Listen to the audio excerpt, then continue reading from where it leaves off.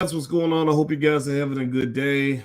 My name is Dr. Boyce Watkins, and today we're going to talk about an article that I just read, literally listing the 10 college majors that people regret the most. We know that college is kind of a big waste of money for some people, not for everybody, but for some people it is. And, you guys know I've taught at a lot of different universities, and so I want to kind of give some insights into this list. So we're going to break this down. So get comfortable, buckle up your seatbelt. We're going to get started with Black Financial Channel right now.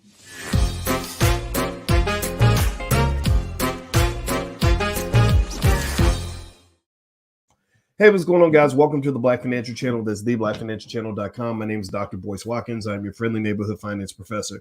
On the Black Financial Channel, we talk about Black wealth and Black economics every day, sometimes as much as 10 times a day, under one condition. The condition is that we are Black first. Black first means we put our community at the top of our priority list. Black first means that we believe in economic intelligence. Black first means that we educate our kids. Black first means we plan for the future. If you agree with this philosophy, if you believe that's a good direction for our community, put a B1 in the chat. Hashtag B1. B1, Black first. We want B1 to be successful, all that stuff. And go ahead and put the city that you're from in the chat. I always like to see what city you guys are from. And hit the thumbs up button. Hey, my name is Corey. How you doing? Black Dart Dating King.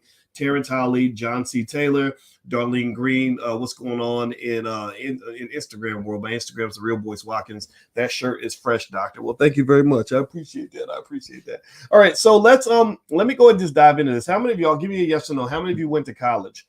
How many college graduates we got in the building? How many of y'all, D. Fernando from Louisville, Kentucky, and Naima Muhammad from New York City, and Faye from Indianapolis? How many of y'all went to college? How many of y'all graduated? Went to college and actually walked across the stage and got you a degree? I want to just give you a shout out, recognize you up in the chat. Give me a yes. All the college grads in the building, everybody who has a college degree or beyond, raise your hand. I applaud you. Congratulations to you. We are not here on any level trying to shame what you accomplished. I mean, I'm a college graduate. I taught at Syracuse University, Indiana University, the Ohio State University, University of Kentucky. I taught college students in China and Europe. My wife taught in Guyana, and I was there with her for that too. So I agree that college is cool. College is a great place to go. College is a great place to learn a lot of stuff. But we know that maybe if you've been watching this channel for a while, you'll know that there are some problems with college too. And also, I want to give a shout out. How many of you went to college for a little while? How many of y'all went there maybe a year or two and then something happened? Usually it's you needed money, so you dropped out just for a little while. Next thing you know, you're 40 years old and you can't go back. How many of you dropped out? How many of you maybe got pregnant, had a baby? You know, it's okay. It's all right. These things happen. Because I've been teaching at the college level for so long, I've seen everything. I've seen all the stories, and I get it.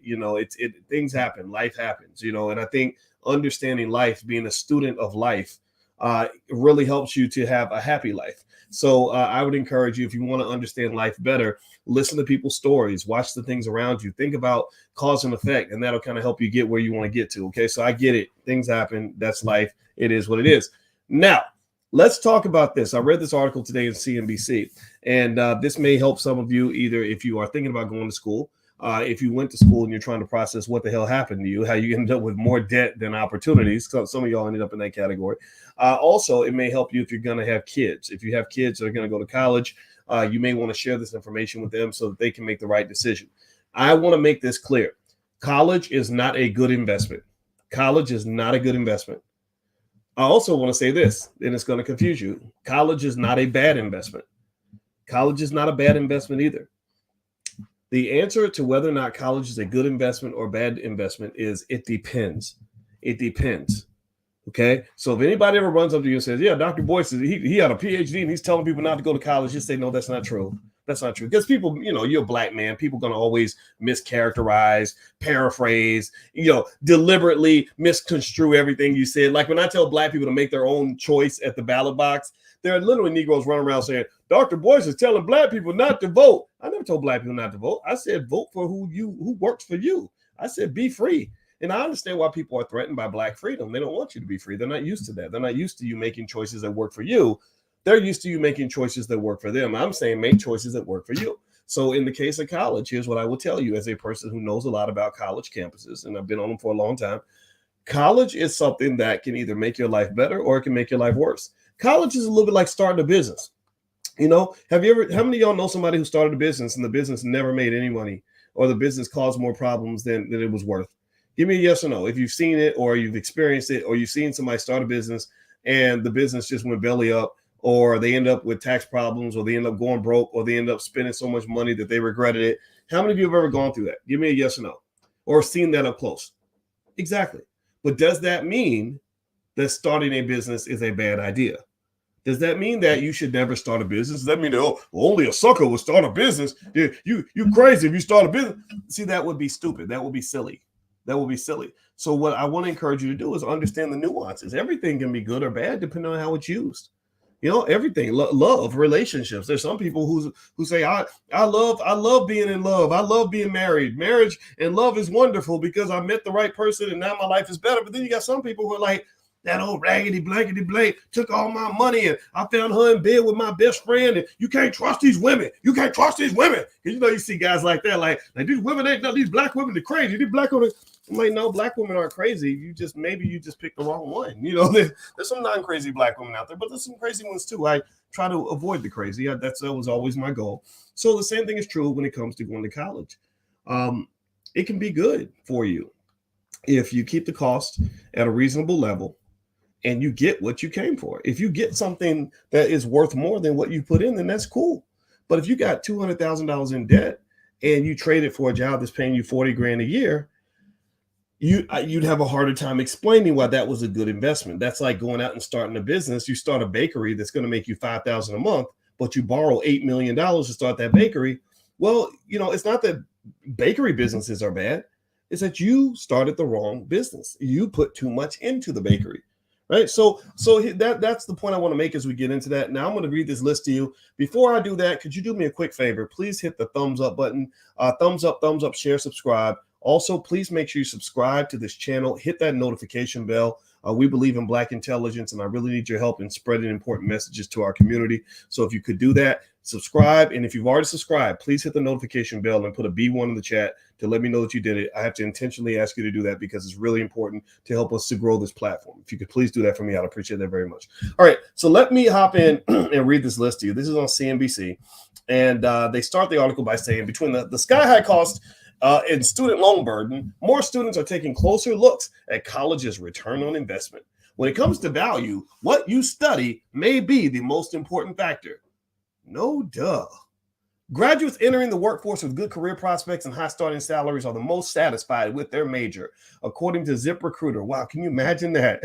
People that actually have opportunities and are making money are happier about their degree than people who are flat broke and have no opportunities. That's kind of common sense. And this is important to really process because a lot of us were raised to believe that just going to college and just getting that degree, no matter what you major in, was going to make your life better. And that's just simply not true. You cannot allow yourself to believe that simply going to college is going to improve your life, or that an employer is going to hire you just because you have a piece of paper. I've hired a ton of people in my life. Never once have I hired somebody because they had a piece of paper. I don't even ask them if they got the paper. I don't care if you got a damn paper. I need to know, can you do the job? Can you help our company achieve its goals? Do you have a skill? We have a severe shortage of Black people that actually have real damn skill. Seriously. I would work with a carpenter or a plumber that never went to college before I work with somebody who's got a 4-year degree who spent 4 years at step shows.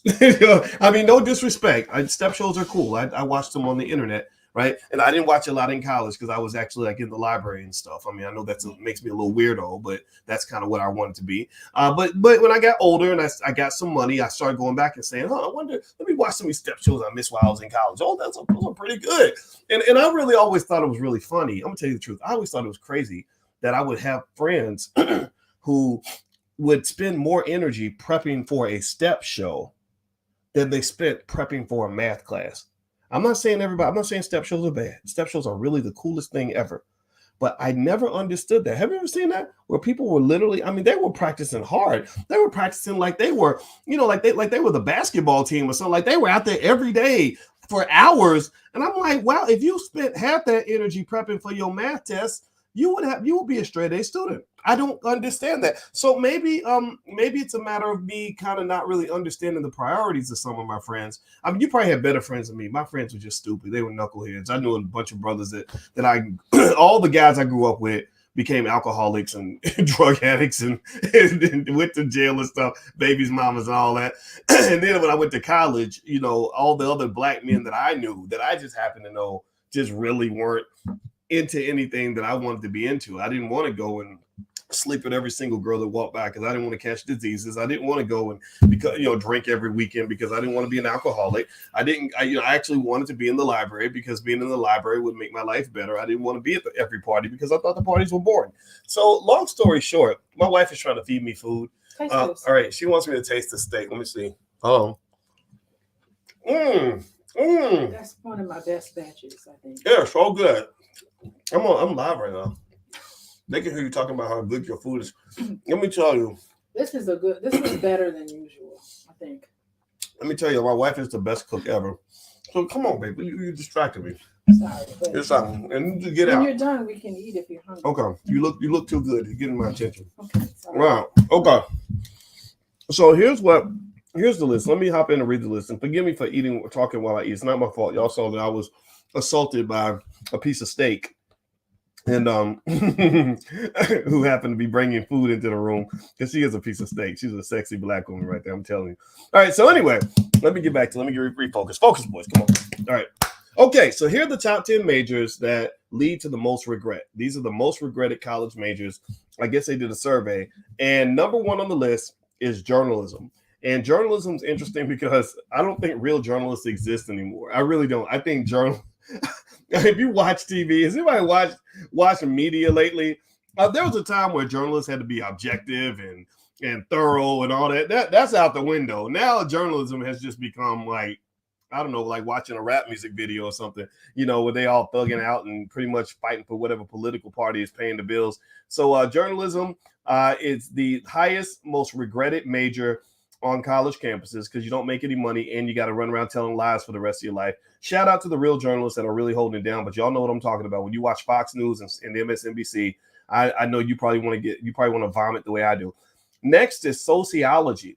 Sociology is interesting, right? Social work, you're actually working with real people and you're really helping them, whereas sociology is kind of a little bit more theoretical in my view, and it's related to sort of group think and group activity. Sociology is quite a fascinating topic. I love sociology, because it links to psychology. Those are really interesting things, right? There's a lot of sociological stuff happening around us in the world that makes it interesting. The question to ask yourself is, would you spend $200,000 getting a degree in sociology? Especially now that you have, the internet, you can go to YouTube University and learn everything you want to know about sociology, everything you want to know about social work, everything you want to know about almost everything. So I don't know if sociology is something that I would spend college degree money on. 72% of the respondents said they regret being sociology majors. Next is liberal arts and general studies. That's where I see a lot of black men get in trouble because they go to college and they play football and basketball, and then they always pick the easiest major and they'll give them like general studies. And my friend went to Vanderbilt. He said that you would have thought that we were all going into the military because all of us were majoring in general studies. So you would think that we were all training to become generals because all of us were majoring in general studies. Next is communications, which I think communications is pretty important though. And if you flip it right, see the key to a lot of this stuff in my view is, do you understand the basics of entrepreneurship? Like if you understand how to start a business, then you can flip that business into a scenario where it utilizes your best skill. So I would almost say that one remedy for a college degree that doesn't get you the job you want is to have entrepreneurial training so that you can think in a way that allows you to position yourself to create opportunities that allow you to do what you do best. That's my 2 cents. So none of these majors are wasteful. I mean, anybody ever seen like a good journalist like really doing their job? Like I'm talking about like a kick-ass New York Times journalist who really worked their way up, not somebody who just was given the job. They are thorough as hell. They are really good. That skill is transferable to almost anything. A thorough, hardworking, dedicated, determined person who who has an infinite ability to seek facts and information can do almost anything. I mean, because you're basically a researcher. That's what I am. That's what college professors do. We do research. And so ultimately, these are not bad topics to study. It's really whether or not the job market, if you go into the world and all you know how to do is fill out a job application, but you don't know nothing about, you don't have any assets or investments, you don't know much about that, you don't know how to start a business of your own, and you can't create your own opportunities, or you're not wired in, it can put you in a tough situation where the amount that you owe in your student loans cannot be repaid by the income that you're earning on your job. Next is education. And that makes me sad because I think education is one of the most important majors that there is. God bless all y'all teachers out here, especially the black ones who are out here holding it down for these kids. When I was on the phone with Kanye West, I was really subtly trying to persuade him to use all that money that he might have spent on the Kardashians to actually put that money into some of these black-owned independent schools that have black teachers that are dedicated to black children. I introduced him to Marcus Klein, who runs Freedom Home Academy International in Chicago. And my dream is that if Marcus Klein could get, a budget of $10 or $20 million a year, he could literally educate thousands of kids in Chicago instead of having them go to that horrible public school they have here. I'm not saying that every kid that comes out of Chicago public schools is a loser. I'm just saying these systems don't love your kids. These systems don't train your kids. These systems produce millions and millions of black kids every single year who can't read, write, or do math. That is a massive multi-trillion-dollar drain on black wealth. When you let other people educate the majority of your children, that is a major drain on black wealth. Why is that? How many of y'all know black kids? Pay attention. I need y'all to answer. How many of y'all know black kids in their early 20s or maybe late 20s who could have been great, who could have been amazing, who could have been extraordinary, who could have been, if under the right tutelage, under the right mentorship, with the right guidance, could have done anything, have the genius to do anything? See, some of these rappers, brilliant people, could have done anything, but can't do nothing because nobody ever trained them to do anything. They came out of high school, couldn't read, couldn't write, couldn't do math, couldn't do basic skills. So now can't even go and fix the roof or fix your toilet or have any of those skills. It makes me sad. Now, I need y'all to pay attention to that when you're asking, when people are doing this sort of murder mystery and they're trying to figure out, what happened to all the black wealth? All the black wealth is going down. We don't know why black wealth is going down. It's such an enigma, so confusing. Well, the reason your wealth is going down is because you're letting white people educate your kids and they're fucking them up. I'm sorry. I'm going to stop cussing. I promise. I didn't mean to do that. But I'm serious. They're messing up your children. They're literally going inside your children's brains with a screwdriver, and they're literally sabotaging it like a car engine. The car could have drove 1,000 miles, but now the engine has been sabotaged. They poured sugar in the gas tank. A lot of your kids can't do nothing because ain't nobody taught them nothing. Well, why is that? Because we should be teaching our kids. We should be teaching our children.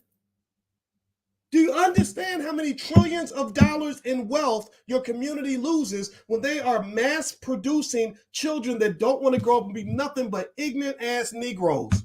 That's all they know. They can't even work. They didn't got the discipline to hold down a job at McDonald's and can't even read the menu and can't calculate nothing. Got to look at pictures on the food. What does a Big Mac look like? Okay, that's a quarter pounder. Right? Can't do nothing. Those kids ain't stupid. Those kids are not stupid. Other people, let's talk about Jewish people, for example. I remember going to school every day, and I remember my Jewish friends getting off the bus after school, and then they went to Hebrew school. That's what they did. I remember. And I would be like, what are y'all learning in Hebrew school? They'd be like, we're learning all about our culture. We're learning what it means to be Jewish. So y'all can get mad at Jewish people. I mean, don't get me wrong. All these conspiracies and all that. I mean, I don't think it's a conspiracy to say that y'all own a whole lot of everything. I actually think that should be a badge of honor. I think that's actually kind of cool that were able to figure that out. But I think at the end of the day, man, you need to start taking notes. That's how you protect your children, because your children are a massive, massive asset to your community. You can't give away all your wealth and then expect to have any wealth. You give away your children. That's the most valuable asset that you own. So I want to see.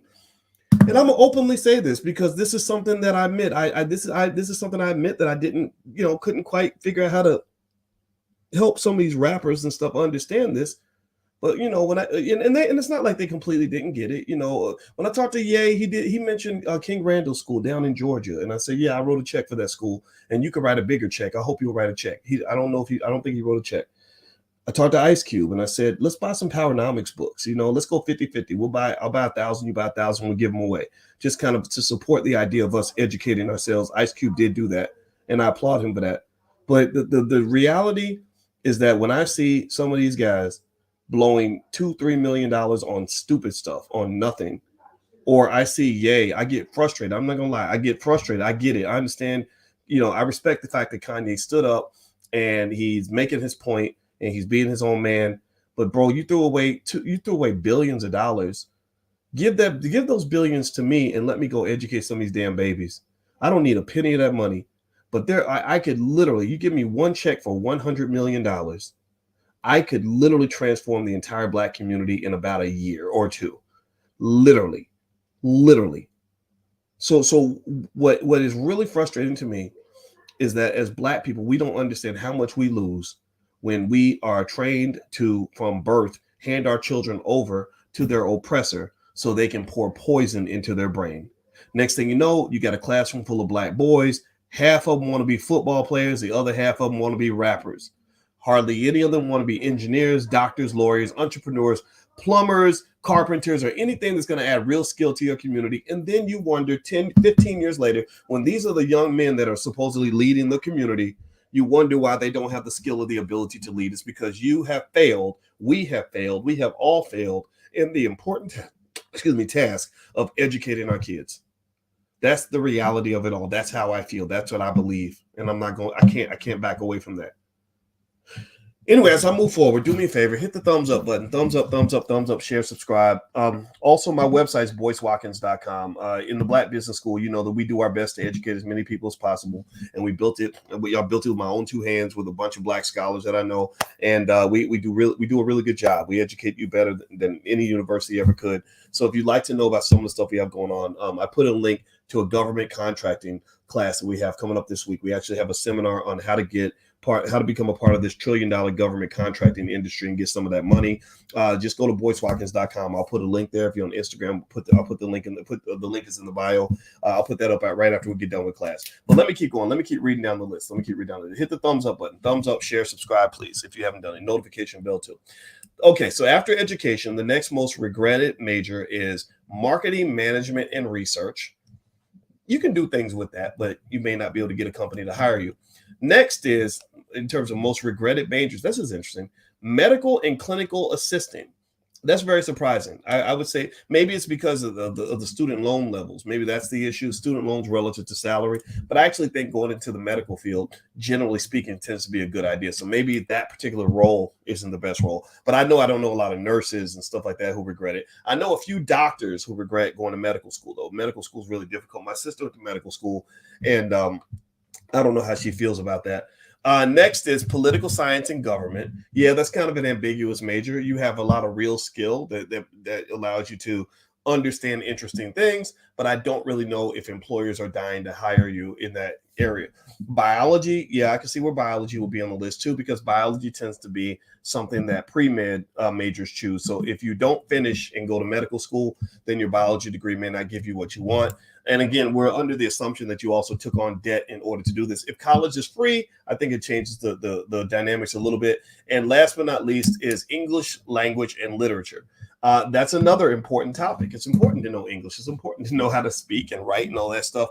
But the question is, are you able to get somebody to pay you to do that? So one of the things you may want to talk to your kids about is how to take what they know how to do and translate and connect that to a marketable skill. So if, for example, if I am good at English language and literature, then I translate that over into something like, I don't know, let's say I want to be going to PR. Well, my English background helps me to write press releases and all that, right? So then I go get trained on PR and I say, hey, I'm a publicist or I can be a PR professional, right? So I think that's what it is. It's college. See, college is a funny place. I hung out on a lot of college campuses and a lot of my professor friends are very smart. We spend a lot of time studying what we know how to do. But one problem with college is that college is deeply disconnected from the real world.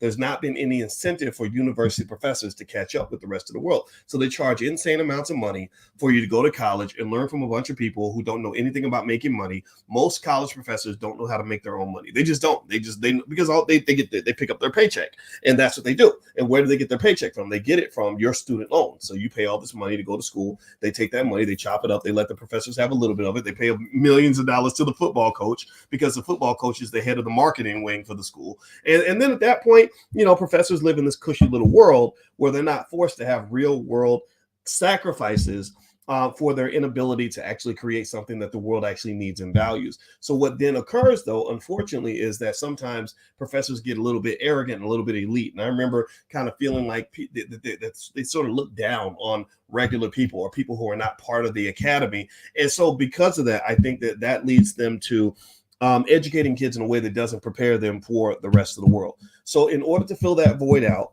I would encourage you to make sure your kids have a big dose of reality.